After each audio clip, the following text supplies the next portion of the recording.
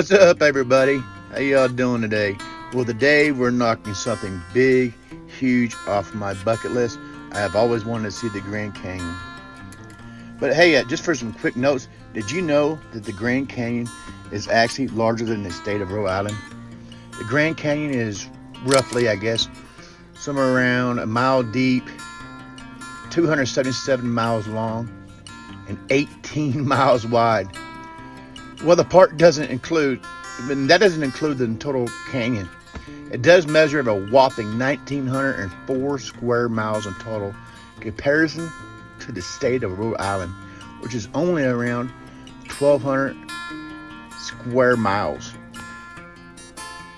There's over 1,000 caves, and of those, only 335 have been recorded, and even fewer have been mapped or inventoried. Today, there's only one cave open to the public, and that is the Cave of the Domes of the Horseshoe Mesa. The Grand Canyon has an estimated 5.9 million visitors every year. That's making it the second most visited national park in the United States, following shortly behind the Smoky Mountains of North Carolina and Tennessee. Hi, we might have to be knocking that one off the bucket list too.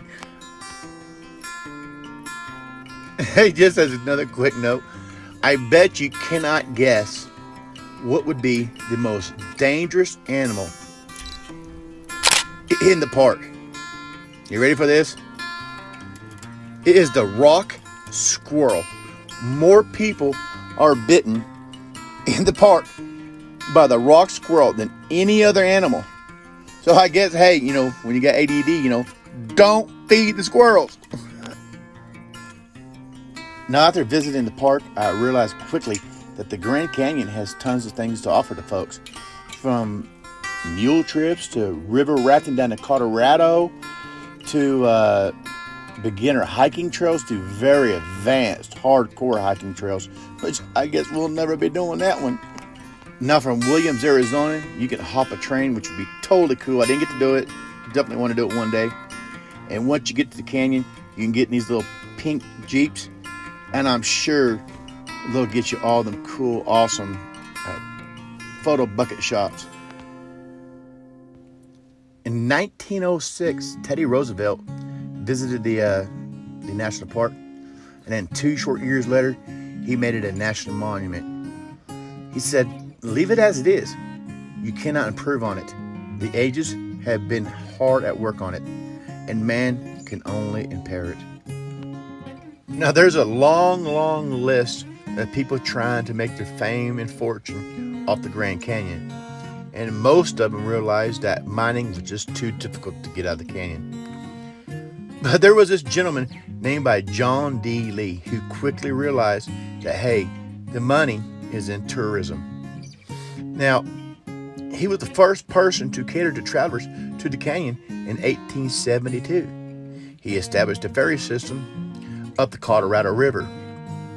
But Lee was in hiding, having been accused of leading the Mountain Meadows Massacre in 1857. Now, he was tried and he was executed for his crime in 1877. But during his trial, he played to a host of members of the Powell expedition who were there waiting for their photographers. Now, Major James Fenimore, who arrived, took Lee's last photo sitting on his own coffin. Now, Emma, one of Lee's 19 wives, continued his business, and then shortly afterwards, in 1876, sold the business.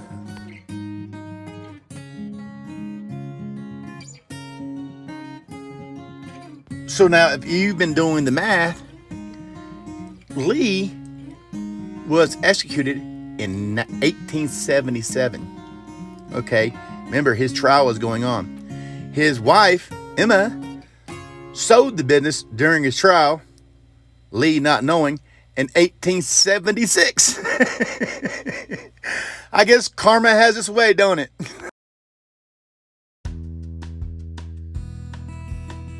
Now, I hope you enjoyed this video. If you do, give a thumbs up and think about subscribing. Thank you and have a wonderful day.